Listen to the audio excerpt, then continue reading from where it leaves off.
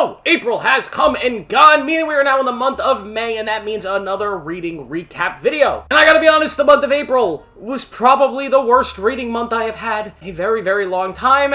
It was rough. Also, why I didn't make more than just the reading recap video last month. I'm going to try to officially start making content on this channel, hopefully this month. But pretty much my entire TBR from the end of April, pretty much my entire TBR for April, all the books that I had intended to read and planned to read, I didn't read. I tried a few of them, but there was just something up with me in the early parts of this month. The first 2 weeks of April, I just could not get myself to pick up a book. And everything that I did pick up, I was not enjoying, so I decided to throw away my TBR and to just start picking random things that randomly were piquing my interest. So I did complete 3 3/4 of a book this month. The last one I am literally almost done with. Gonna finish it today, but I wanted to talk about it in this video anyways. And I'll give you my TBR for May, a TBR that I think I will be able to closely follow, but I'll name a bunch of books so I can give myself some more options for next month. I don't know if I'm gonna read all the ones I'm gonna list, but I'm gonna read a good amount. So the first book I read in the month of April, and I only picked it up about 2 weeks ago at the start of April, is Gates of Fire. This is by Steven Pressfield and was recommended by a bunch of different booktubers and book talkers that I was seeing online. And it is essentially the retelling of the story of the 300 Spartans. I believe it is the book that inspired the movie that Zack Snyder would eventually make. I might be wrong on that, correct me if I'm wrong. But it's the retelling of the story of Thermopylae in a fictional sense as we follow one Spartan, and it's pretty much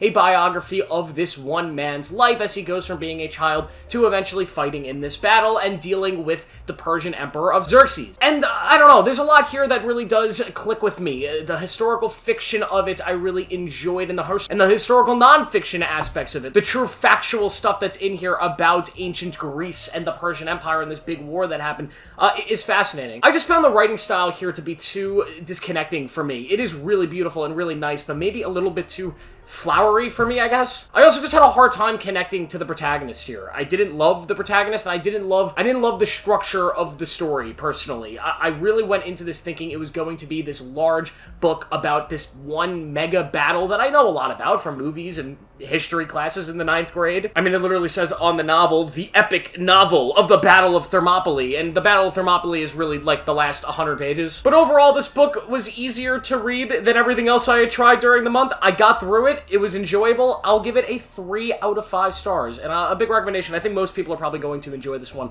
more so than I did. And my reading slump officially ended when I read what is now my favorite book of the year so far, by far, and that is Stoner by John Williams. This book's been on my TBR for a very long time. I've had it recommended by so many different people. The only issue with it is this looks like the most boring book in the history of novels. It's a book that's literally about this dude named John Stoner, who is the most boring human being who has ever lived. He's a college professor, and he doesn't do anything remarkable. He lives, and he dies. And this is the book about his life. And I cannot believe how readable, how amazing, how entertaining, and how gorgeous this book is. John Stoner is one of the most human protagonists I've ever covered in a book, and the things that he goes through in marriage, in fatherhood, in dealing with other personalities and competition within his school, it's all just very human. Everything here feels real and based in emotions that I think we can all relate to, which made this one of the best and most powerful reads I have ever experienced. It's about life. It's about death.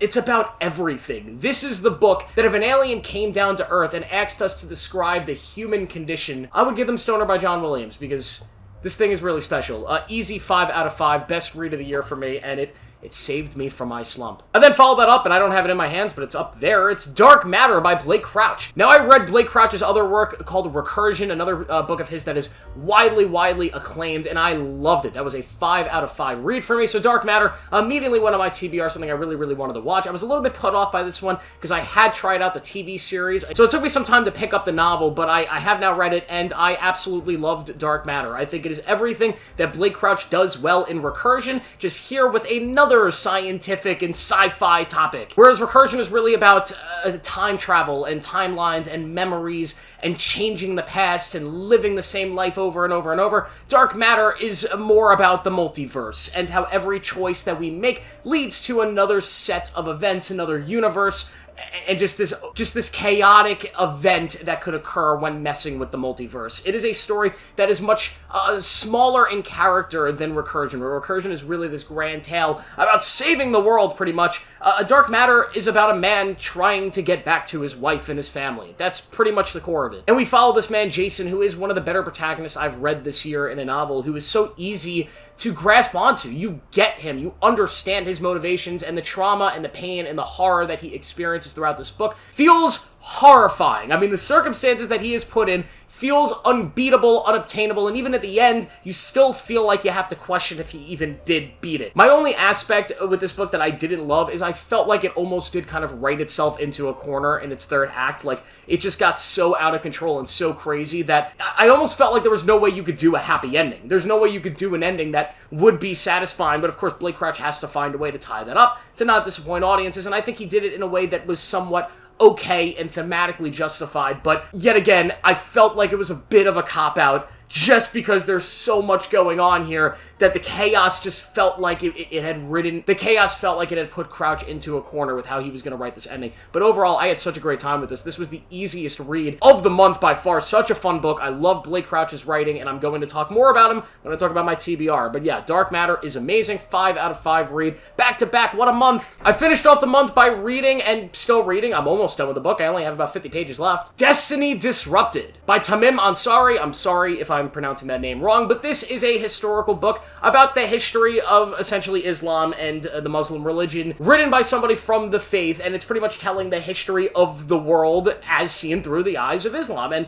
I'm somebody who's been kind of slouching on my history reads. I am a big history reader. I read history long before I read fantasy and all this other stuff, right? All this other literature. But this year I've really not read anything in history, so I'm trying to get back into it. This is a book that's been highly recommended, and it's absolutely riveting. It's one of the best history books I've ever read. It's extremely thorough in how it presents its information both on the birth of Islam and the Muslim faith, as well as the impacts of empires and the influences of the rest of the world, like Europe and the Romans, the Byzantines. And it takes it all the way up to modern history, so you really get the full scope of things. And there are some things that it does really gloss over, but I feel like I get enough information and enough context on all these different human beings that lived, all these different generals and kings, and that you really get fulfilled by what this book is trying to do. And if you're someone interested in this period of history or these groupings of people, I definitely recommend this one. This is going to be a 5 out of 5 history read for me. Easily the best history book I've read in the last year. It's amazing. Big recommendation. TBR time for May. These are the books I'm going to try to read for May, and I'm going to be starting it off with some more Blake Crouch. That is The Pines,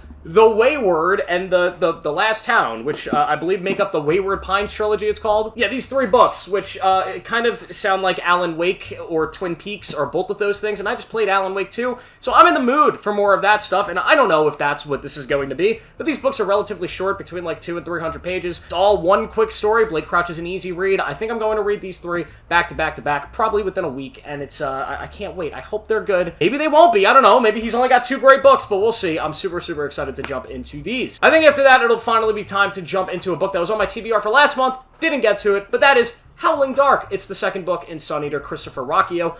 Because I've been on a reading slump, this one and pretty much any book that is this girthy has really intimidated me. It made me not want to touch them just because I don't know if I could have done a big book last month. But this one, I think it's time. I've heard so many amazing things about it. I was not the biggest fan of Empire of Silence, but I keep being told by people that, hey, even if you didn't love Empire of Silence, if there were some things that you liked about it, if you liked Hadrian Marlowe, which I did, and you like sort of the world that Rocchio's building, this book is where it really comes together, and it is absolutely delivering this sort of massive sci-fi space opera that people are just adoring online. And I really want to love Sun Eater. I need to get through this book so then I can get the Demon in White and all the rest of the books.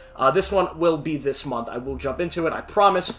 Hopefully I'll finish it. To avoid another reading slump, although I do want to jump into other big books after that, I still need to get to Oathbringer and go back to the Stormlight Archive. Maybe that'll happen this month, probably not. I still need to finish my Red Rising journey with Dark Age is the next book. Maybe I'll jump into that, right? But that's another sort of big book. I have some other big series that I want to start, but I might hold off on those for this month. And I'm going to do a couple smaller reads to end the month after I do Howling Dark. That will start with Ender's Game by Orson Scott. This has been sitting on my shelf for a while, just a little mass market paperback version of this. It's a really short book, probably going to be a really easy read. I could probably take it down in 2 days. I really enjoyed the movie for Ender's Game. Apparently the book's a lot better, so I'm excited to jump into this and really give this one a good shot. I don't know if I have any interest in reading the sequels, but I will be getting to this month. And the last book on my TBR will be another Michael Crichton book. I've read a lot of him this year. This one will be Disclosure. I've been a big fan of Michael Crichton. He's very similar, I think, to Blake Crouch in his writing style, these sort of like techno sci-fi thrillers.